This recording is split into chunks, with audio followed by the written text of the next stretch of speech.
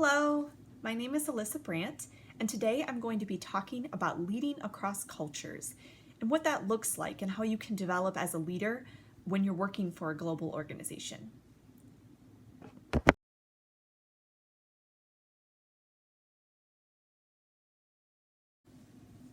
So just to give you a little bit of an overview on what we're going to be talking about today.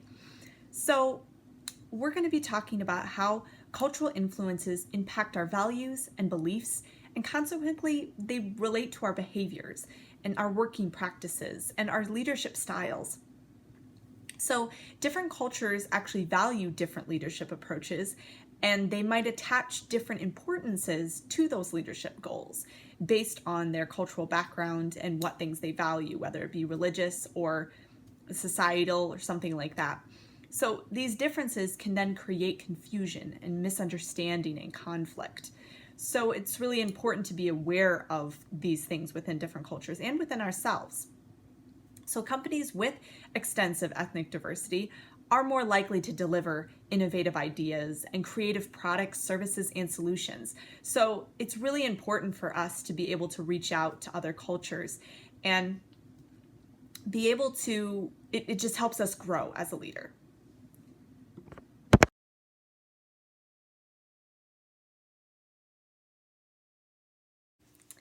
So I really liked this quote that was in the article that I read, and it says, "To understand other cultures, it is necessary to live outside your own in multiple extended and different tenures." So this quote is essentially just saying that in order to really understand somebody else and where they're coming from, you need to live outside your own culture. You need to embrace something different, and you need to sometimes be able to step outside your comfort zone um, into something that might be different, but you might learn something more, and then you might gain a different perspective in doing so.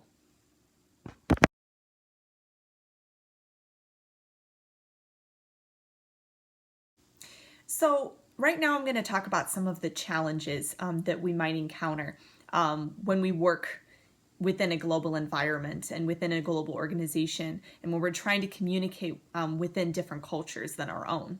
So some of the reasons why we might have conflict is because we come from different perspectives. So we might have something different than somebody else. We might have different ideas, and so there's going to be a clash there. And also, it's difficult to sometimes understand the true nuances and subtlety of cultural differences until you really live it, or you get a chance to really talk to somebody who might fully explain why it is that they think that way or why it is that they act that way. There might be something deeper there that you might not be able to realize on the surface.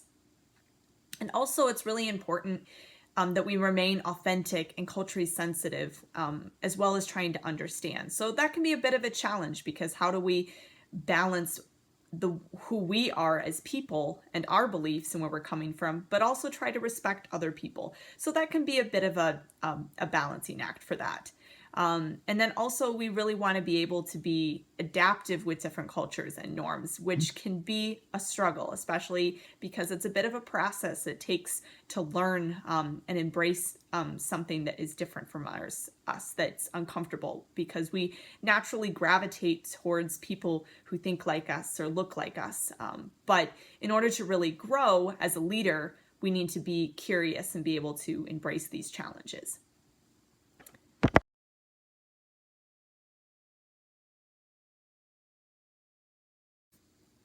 So these articles are actually based on how to be a transpersonal leader.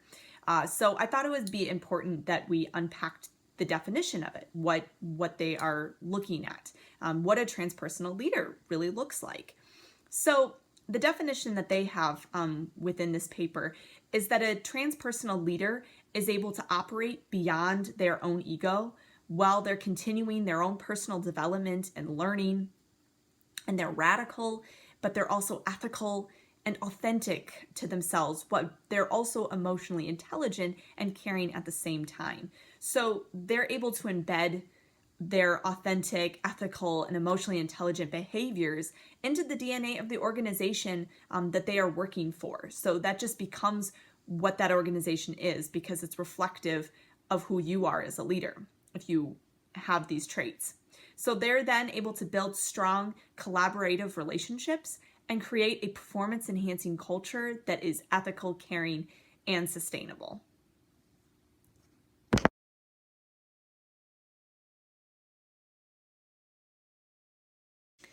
So good leadership is actually very different depending on what country you are in. And so the article actually gave kind of a chart of what good leadership looks like around the globe. And it gave some examples. So I thought it was really interesting because what we might think is being a good leader might look totally different to someone who lives in France or China. So it's really important to understand where they're coming from and what types of things they value within leadership, especially if you're communicating with someone who has the same position as you and you want to collaborate on something. Maybe they don't respect you the same way or something like that. So the USA, they like leaders who empower and encourage subordinates. But others prefer somebody who's bold, confident, things like that. But for example, a Chinese leader values benevolence, dignified. He's kind of aloof, but he's still sympathetic. That's completely different than how the USA looks at what a good leader is. So it's really important, depending on what country and what type of person that you are going to be communicating with or working with, that you understand that. And so you're able to respect who they are as a leader in that way. And then also an important note is that if you have differing values, there's going to also be a differing emphasis on business goals. So they actually listed that there are top 5 business goals internationally, and growth of business, personal wealth, this year's profits, power, and continuity of the business. So those are all goals that international companies have. But based on the values that they have and the type of leaders that they are and the country that they live in, the order of that importance might be completely different, or they might even have something that's not even on that list. So it's really important to be sensitive to that fact.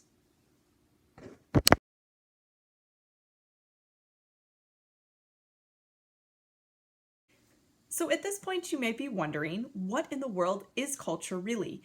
Well, this article defines culture and views it as an operating system. So the fundamental roots or codes of how things work, and they're understood by the members of the group. So it might be a country, a region, organization, community, social group, or family. Because culture, honestly, is everywhere we look. And everybody brings something different to the table based on their different experiences, their history, their where they lived, what language they speak. Those all affect culture and where we come from. So many of these codes are learned at a very, very young age. And many of them are subconscious. We don't even know why we've done them and that we've grown up in that. So it can be very difficult to unlearn those habits and those behaviors or try to learn something new because it's very foreign to us.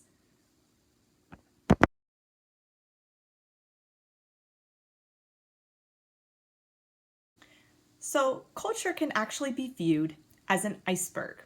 So there's this awesome picture that they show, and it really gives a great visual representation of what culture really looks like. So if you look above the waterline, you see that part of the iceberg, right? It's the visible part of the culture. It's what we can see. It might be their food, their language, the way they're dressed, the types of things, their religious beliefs, the types of things that they read. Those are all things that we can actually see. So they might be changed by culture or influenced by pop culture, things like that. But those things are much more understandable. But that is just the tip. That is just the small part of that. But underneath it, beneath that waterline, you see it's much larger and it's much deeper than just what you see at the surface.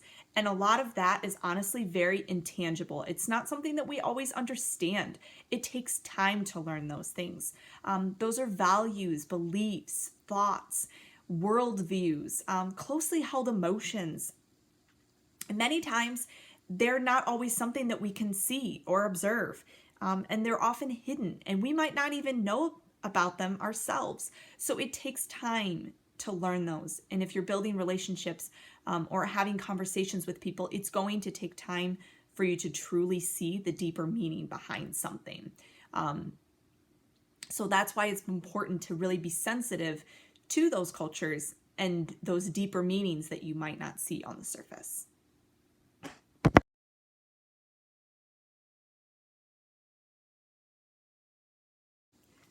So early on in the class, we actually learned about emotional intelligence and that it's something that's very important to possess as a good leader. So we're going to actually learn about it in the context of global leadership. So the first one is self-awareness. So self-awareness is where we are able to look inward and be able to recognize why we do what we do. We're able to discern our culturally bound responses to things. And so it's being able to look and say, I believe this, I do this because this is where I grew up. This is the culture that I come from. And so if you are then aware of those things, you can then self-manage. So self-management involves being able to then control those urges to respond according to our own cultural codes that we're familiar with. So if we're aware of those things, we can say, oh, I know that this is my normal response, but I'm going to not do that in order to respect somebody else's culture and to be able to respect that person. So then social awareness is where we're aware of the cultural norms within a multicultural environment. So we're able to learn. We might ask questions. We might do research. We might have those conversations and build those relationships with people. So we are aware of those social dynamics that are going to be in play. And then lastly, there's relationship management. So if we're able to follow all of those things, we can follow those protocols and rules of the other culture because we are aware of what we're doing, we're aware of what they're doing, we're able to have conversations, and it's able to flow, and you're able to build good relationships and be able to get things done. So the last point here, just as a side note to remember, is that emotional expression is very different across different cultures. So it's very important that we recognize that a smile here in America obviously means that we're happy, or it's just a sign that we're happy, we're content.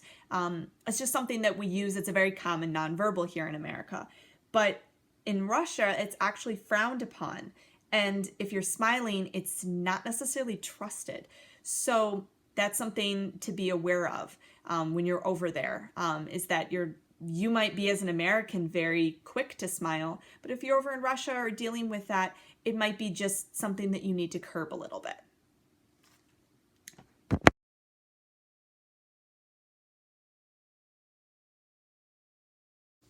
So we've gotten a chance to learn a little bit more about what culture means and some of the ways that we can lead when we're working internationally or working across different cultures. So there's some tips that the article said about basically how do we adapt. So here's some things that we can actually do to be able to better increase our abilities as a leader to work across different cultures. So the number one thing that we can do is to be self-aware.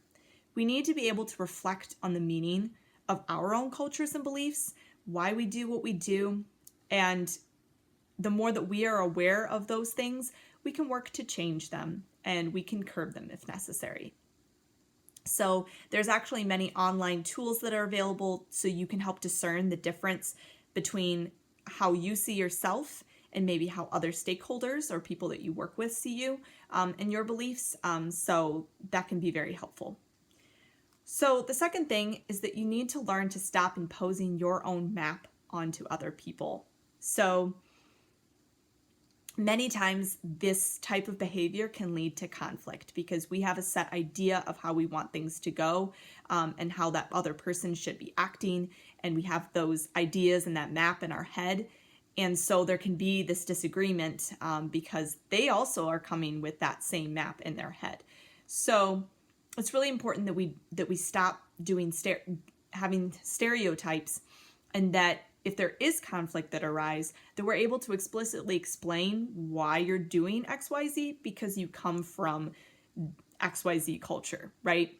So you might need to have at least 3 different reasons why you acted the way you did, especially because during a conflict, those types of things can kind of level the playing field and be like, I am sorry for the way that I acted. I was saying this because I'm an American and this is the type of culture that I'm coming from, right? So you guys can stop having the conflict and have a conversation instead. So, and then lastly, it's really important to unlearn behavior patterns, which is very challenging, but it's also a very necessary process. So the patterns that we've learned that are appropriate for our culture are not going to necessarily be appropriate for another culture or country. So if you're going to be dealing with someone from another country or culture, it's important that you stop, reevaluate, okay, I'm doing this particular thing right now and this behavior, but I need to be able to unlearn that or at least curb it a little bit in order to respect somebody else.